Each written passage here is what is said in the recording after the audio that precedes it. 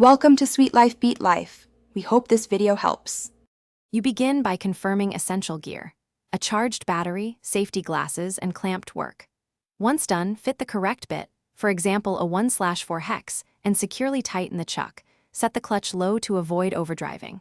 Start at low speed and position the bit on the marked pilot point so you control kickback and bit wander.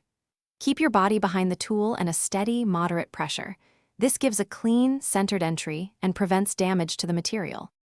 Once the bit has a stable pilot seat, raise speed gradually to match material, faster for wood, steady for metal, hammer mode for masonry. You should let RPM do the cutting. If you push hard, the bit will bind and overheat. Periodically withdraw the bit slightly to clear chips, using reverse briefly when needed to eject debris.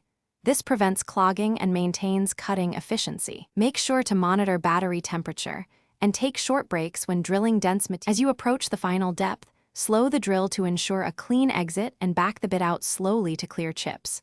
Once finished, remove the battery before changing bits or adjusting the chuck. This prevents accidental starts. Clean the bit and chuck, inspect the hole for burrs or misalignment, and store the tool in its case. If the bit binds, switch to reverse and ease out. If the battery dies unexpectedly, swap in a charged battery or check the charger for faults before resuming. Thanks for watching. Consider subscribing if we helped you.